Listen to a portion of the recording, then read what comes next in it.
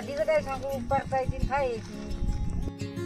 नमस्कार मंडळी, आम्ही निघालो आहोत महाराष्ट्राचं एक अप्रतिम नैसर्गिक सौंदर्य अनुभवायला, ते म्हणजे कास पठार. यालाच महाराष्ट्राचं व्हॅली ऑफ फ्लॉवर्स असेही म्हणतात. सातारा जिल्ह्यातलं कास पठार हे युनेस्कोनं घोषित केलेलं वर्ल्ड नॅचरल हेरिटेज साईट आहे. आम्ही सकाळी सकाळी सातारावरून कास पठाराकडे जायला निघालो.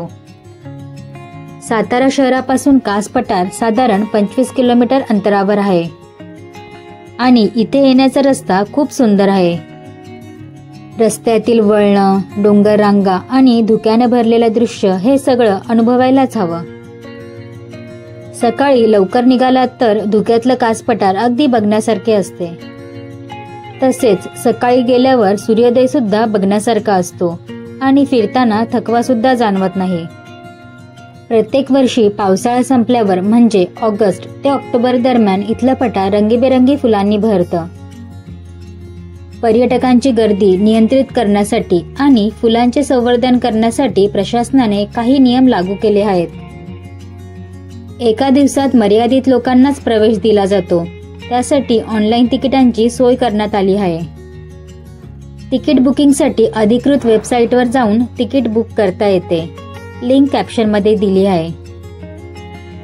पर्यटकांसाठी दिवसातून 3 स्लॉट उपलब्ध आहेत. सकाळी 7 ते 11, दुपारी 11 ते 3 आणि संध्याकाळी 3 ते 6.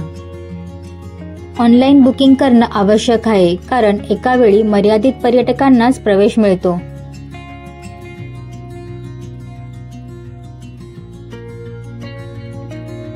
आम्ही सकाळी साधारण 7:30 वाजता गेलेलो, त्यामुळे गर्दी थोडी कमी होती. म्हणून आम्हाला इथल्या तिकीट काउंटर जवळ ऑफलाईन तिकीट मिळाली. गाडी पार्किंग एरियामध्ये पार्क केली आणि तिथून कास पठारवरील फ्लॉवर्स बघण्यासाठी त्यांच्या गाडीने गेट नंबर 4 जवळ पोहोचलो. कास पठारावरील फुलं बघण्यासाठी ते 4 पार्टमध्ये विभागले गेले आहे.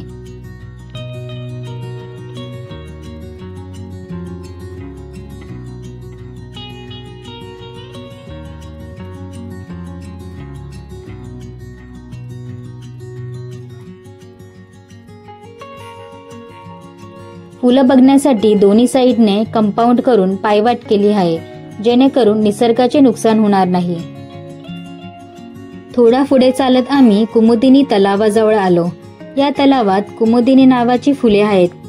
इथे जाण्यासाठी गाडीची सोय सुद्धा आहे. ती गाडी प्रति व्यक्ती 50 रुपये घेते.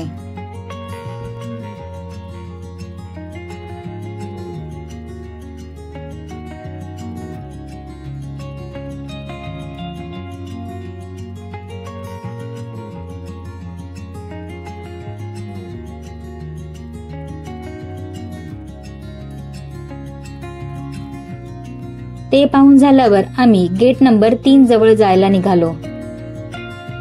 पायवाटेवर गावातली स्थानिक लोक खायचे पदार्थ घेऊन बसले होते. आम्ही त्यांच्याकडून राईची रानभाजी घेतली.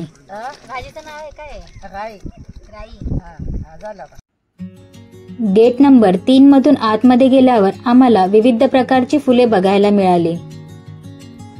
इथे कास पठारावर सध्या पिवळी, जांभळी, गुलाबी आणि निळी अशा विविध रंगाची फुले बघायला मिळतात.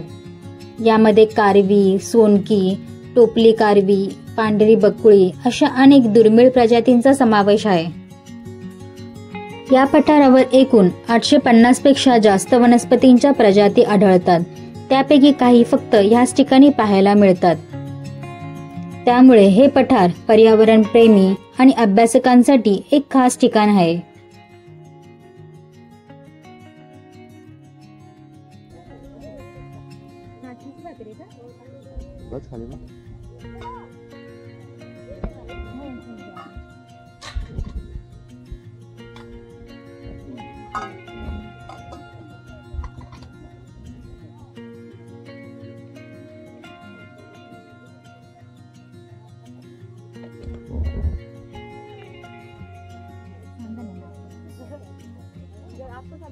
अच्छा आता आला.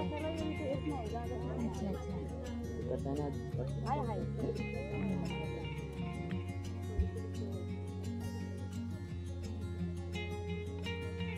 कोणतं गाव तुमचं? खाली कोणतं गाव?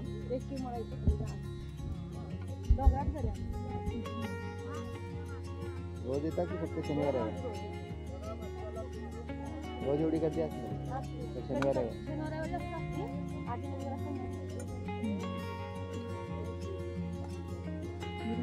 तिथल्या स्थानिक लोकांनी बनवलेल्या नाचणीच्या भाकरीसोबत पिठलं आणि चटणीचा स्वाद घेत आम्ही पुढच्या प्रवासाला निघालो. तुम्ही सुद्धा इथे नक्की भेट द्या, पण तिकडे गेल्यावर हे लक्षात ठेवा की ही निसर्गाची संपत्ती आहे, म्हणून फुलं तोडू नका आणि कचराही टाकू नका. तुम्हाला हे रंगीबेरंगी कास पठारांचं सौंदर्य कसं वाटलं हे कमेंटमध्ये नक्की सांगा. आणि हो, व्हिडिओ आवडला असेल तर लाईक शेअर करा आणि अशाच सुंदर ठिकाणं पाहण्यासाठी सबस्क्राईब करायला विसरू नका. परत भेटूया पुढच्या व्लॉगमध्ये एका नव्या ठिकाणासोबत. तोपर्यंत कीप एक्सप्लोरिंग.